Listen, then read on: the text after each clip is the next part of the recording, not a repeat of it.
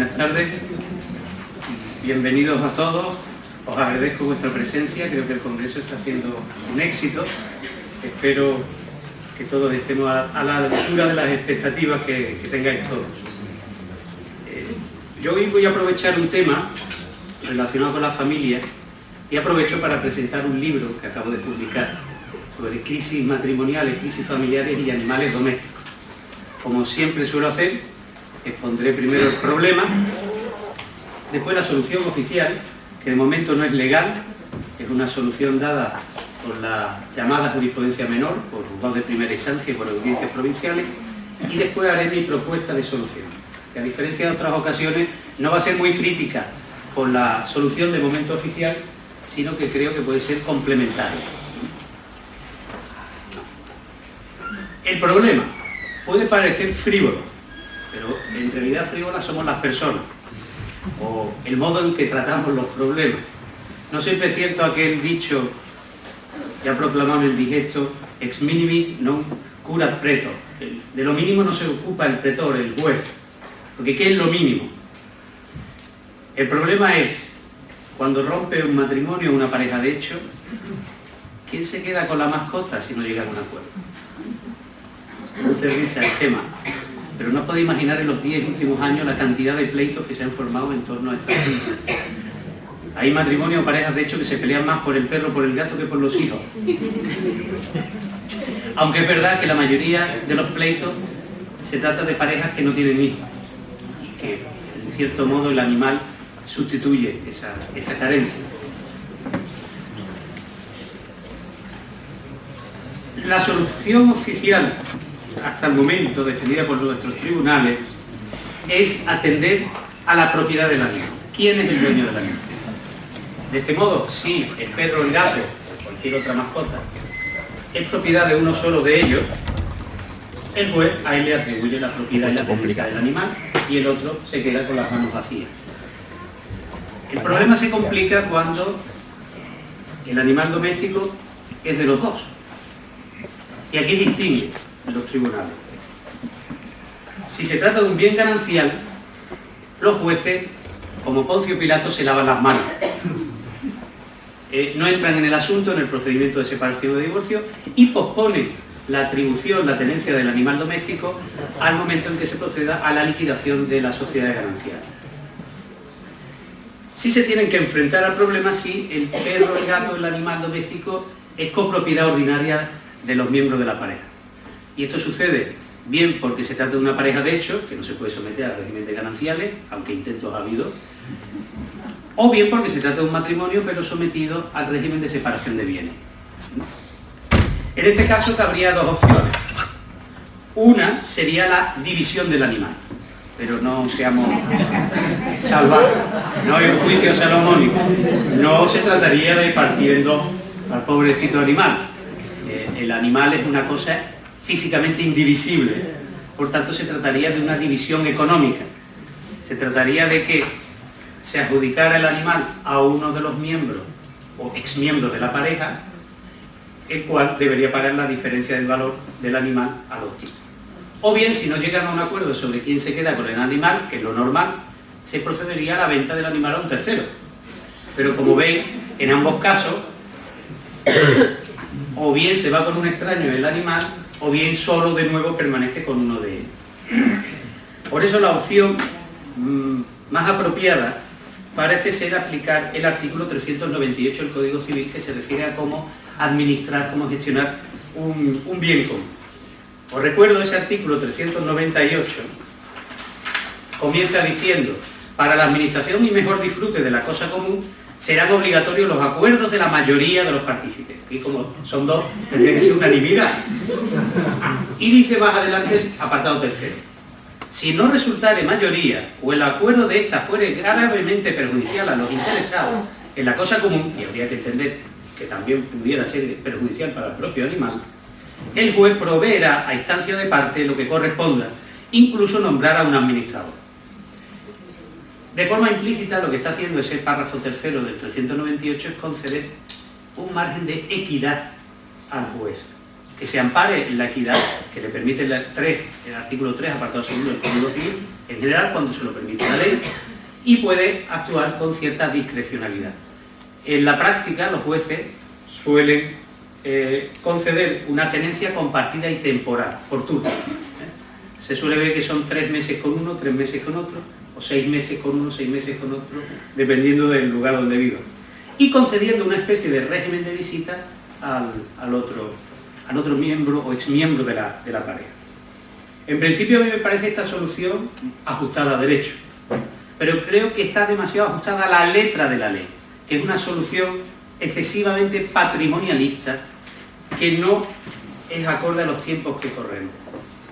Porque ignora que hoy en materia de animales domésticos hay una nueva realidad social, jurídica, y hay un nuevo principio general del derecho.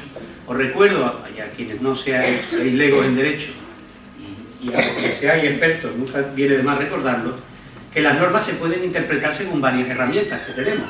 La letra, los antecedentes históricos, el contexto, la finalidad de la propia norma, y también podemos interpretarla conforme a la nueva realidad social del momento en que se va a aplicar.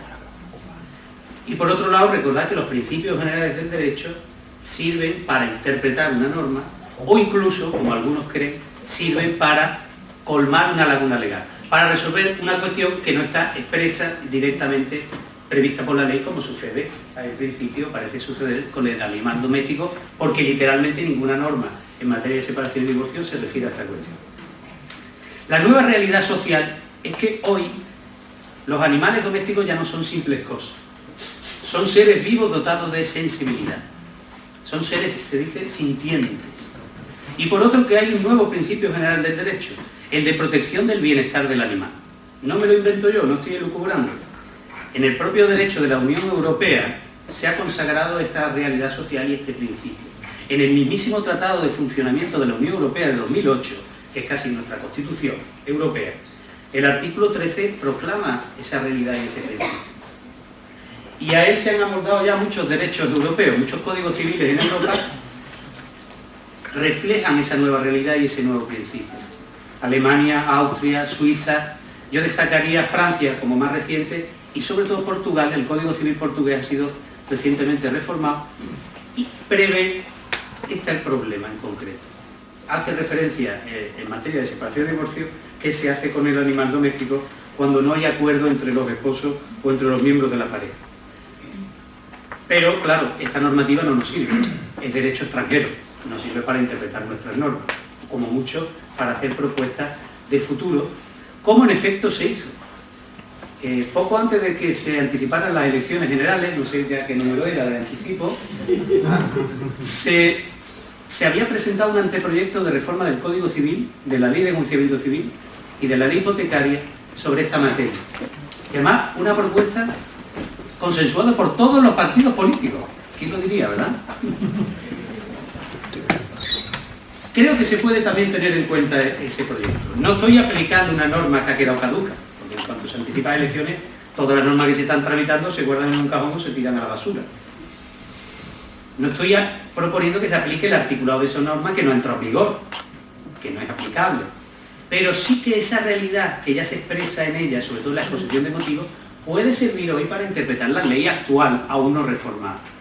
A ello además se une que aunque no haya a nivel estatal una ley de protección del animal doméstico de compañía, que también se llama, prácticamente todas las comunidades autónomas, incluidas las ciudades de Melilla y mi querida ciudad de Ceuta, que soy de allí, todas tienen una normativa y en todas ellas se refleja ese concepto nuevo del animal doméstico como ser sintiente, como ser vivo dotado de sensibilidad, y se impone ese principio general del derecho, de protección del bienestar animal. Por tanto, creo que no hay duda que la norma que hoy tenemos, la ley actual, debe ser interpretada conforme a esta nueva realidad y a ese nuevo principio. ¿Cómo hacerlo? Ahí va mi propuesta. Para mí, el punto de partida, la norma clave, está en el artículo 96 del Código Civil, que se ha citado hoy en muchísimas ocasiones, que se refiere a la atribución del uso de la vivienda familiar. Os recuerdo un par de párrafos. En defecto de acuerdo de los cónyuges aprobados por el juez, el uso de la vivienda familiar y de los objetos de uso ordinario en ella corresponde a los hijos y al cónyuge en cuya compañía quede. Dice un poco más adelante, no habiendo hijos, podrá acordarse que el uso de tales bienes, etcétera, etcétera, corresponda al cónyuge no titular que fuera el más necesitado de protección. Y termina diciendo, en un párrafo que luego veremos que es importante, para disponer de la vivienda y los bienes indicados cuyo uso corresponda al cónyuge no titular, se requerirá el consentimiento de ambos, o en su defecto autorización judicial. Pues mi propuesta es, la adelanto y luego la razón, porque no consideramos al animal como parte de la vivienda familiar. No me estoy inventando nada, no hay nada nuevo bajo el sol. Existe la categoría de los inmuebles por destinación. Artículo 334 del Código Civil, que es un artículo que dice qué cosas son bienes inmuebles para la ley, todo, no sé si alguno recordará, por naturaleza, por incorporación, por analogía y por destinación.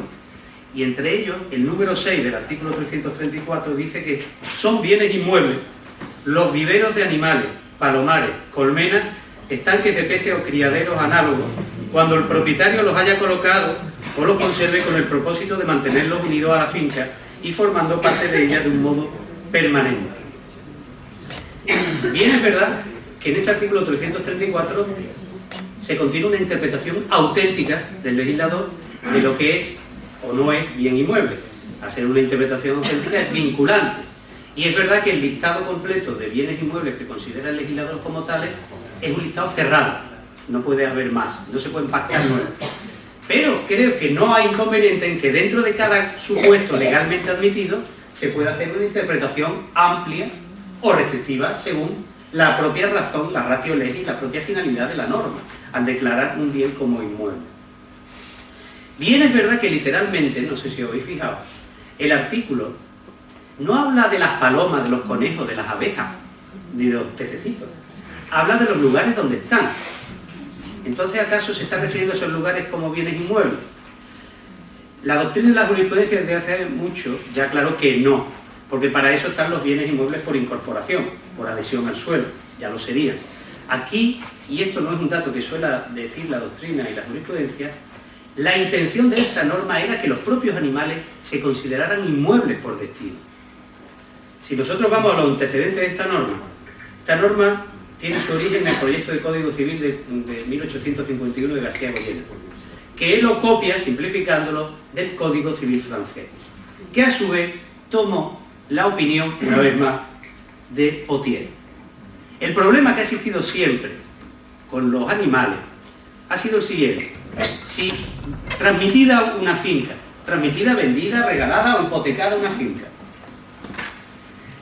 si en esa finca había animales, ¿se entienden también transmitidos, grabados con la hipoteca esos animales o solo el terreno, solo la finca, el inmueble por naturaleza? Desde Roma se adoptó una solución: los animales son cosas muebles, no forman parte del inmueble, así que solo se vende la finca, los inmuebles que se negocia aparte. Esto Potier, cuando ya había una industria, una agricultura, una ganadería avanzada en Europa, consideró que esta solución era antieconómica y él propuso que también formaran parte de la finca si ésta se vendía o se hipotecaba. Y para eso se inventó esa ficción jurídica que es considerar animales que están destinados al fin agrícola, ganadero, industrial de una finca como bienes inmuebles, como parte de ella. Los italianos hoy hablan de la pertenencia, como pertenencia. El derecho siempre ha tenido ficciones jurídicas. Desde Roma hoy, la tutela imita a la patria potestad, la adopción a la filiación biológica, persona jurídica, el matrimonio homosexual.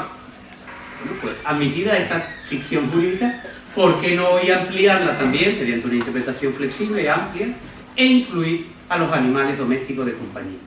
Bien, es verdad que no hay una destinación económica a la vivienda, pero sí creo que puede hablarse de una destinación afectiva, emocional. No con ello estoy personificando a los animales, no soy un animalista recalcitrante, ni moderado siquiera, no soy animalista. Pero creo que hay un dato legal para sostenerlo. Otro artículo del Código Civil que también, como el otro, tenemos ya desde el año 1889. El artículo 465 del Código Civil dice, en materia de posesión, sobre cómo conservar la posesión de cosas, se refiere a los animales, y dice: los animales fieros solo se poseen mientras se hallen en nuestro poder. Los domesticados o amansados se asimilan a los mansos o domésticos si conservan la costumbre de volver a casa del poseedor. Esto viene desde Roma. El animus revertendi, decían los romanos. Fijaos, le atribuían a los animales una cualidad casi humana. El ánimo, la intención, la intuición, la querencia de volver a casa. Más si paramos un poco en la etimología. Animal doméstico, doméstico viene del latín que significa domus, casa. Hay quien dice que este artículo, los animalistas recalcitrantes, que este artículo está ya hoy pasado, está desfasado, que no tiene rigor científico y que considera al animal como algo servil al hombre. Nada más lejos de la realidad. Si nos vamos al derecho europeo, a esa playa de esa legión de normas autonómicas, en todas ellas, cuando se da una definición de los animales domésticos, o también se llaman de compañía, se les definen como animales que viven en el hogar, que forman parte del hogar de la vivienda. El propio Código Penal, que ha introducido el delito de maltrato a animales domésticos, sigue empleando esa terminología. Y ha sido reformado la última vez esos preceptos del Código Penal en 2015. Y más aún, en el proyecto ese que se estaba tramitando, siguiendo esa posición tan animalista, Podemos y Ciudadanos propusieron que el 465 se derogase. No se le hizo caso. En la propuesta final sigue tal cual hoy está redactado el 465. Por tanto, creo que hay argumentos jurídicos para considerar que el animal doméstico es parte del hogar. Además, esto nos va a traer muchas ventajas, sin riesgo ninguno de cosificar al animal. Del mismo modo que la vivienda familiar en el artículo 96 del Código Civil no se considera como un inmueble más, sino como el hogar de la familia, también al considerar que forma parte de esa vivienda, de ese hogar, el animal, se le está protegiendo y no se le considera una simple cosa. Además, la posibilidad de recurrir a las normas sobre derecho de bienes es permitida en prácticamente todos los códigos civiles que han venido a ser reformados. Todos ellos se les llena la boca diciendo que los animales son seres vivos, sintientes, dotados de sensibilidad, pero a continuación dicen, no obstante, se les podrá aplicar supletoriamente el régimen de bienes, de cosas. Así también lo hace la propuesta de código de reforma del Código Civil español. Incluso es curioso el Código Civil francés, tan influenciado por este sentido proteccionista de los animales, han derogado ese correlativo a nuestro número 6 del 334, ya no pone que esos animales son inmuebles por destinación, pero después hay un apartado segundo que dice que se les aplicará el régimen de los bienes inmuebles por destinación. Es decir, que lo que sacan por la puerta lo vuelven a meter por la ventana. Es inevitable. Además, aplicando el 96, conseguimos la despatrimonialización total de la cuestión. La vivienda familiar queda siempre protegida en el 96, con independencia de quién sea el propietario de la vivienda. Siempre el uso de la vivienda, en mi tesis también la tenencia del animal, se va a atribuir a quien se quede en la vivienda, que según el 96 o son los hijos o es el cónyuge que merece mayor protección. Es decir, por razones de justicia, el 96 está protegiendo al más débil. También en mi propuesta al animal de forma automática aunque indirecta. Además, no olvidemos el último párrafo, el del 96, porque pensemos que quien no se queda con la casa, que no era ni con el animal, quiera venderlo, regalarlo o matarlo, como amenaza incluso a su pareja. Pues recordemos, el 96 dice que para disponer de la vivienda es necesario el consentimiento de los dos miembros de la pareja, aunque no a ambos corresponda la propiedad. Con esto es lo que me queda, creo que es suficiente.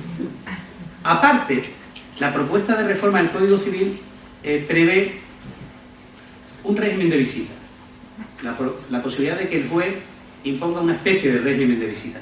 Creo que hoy, con la ley en la mano, el 103 del Código Civil, si lo leéis en alguno de sus números, que da un margen de discrecionalidad, de decisión, de libertad de decisión al juez, para decidir sobre la administración de la vivienda, sobre la administración también de los bienes gananciales o de los bienes privativos, podría perfectamente, aunque atribuyera la vivienda y al animal a uno de los miembros de la pareja, concederle un turno de uso, de visita, entre comillas, al otro, al que se va de la casa y se queda sin el animal.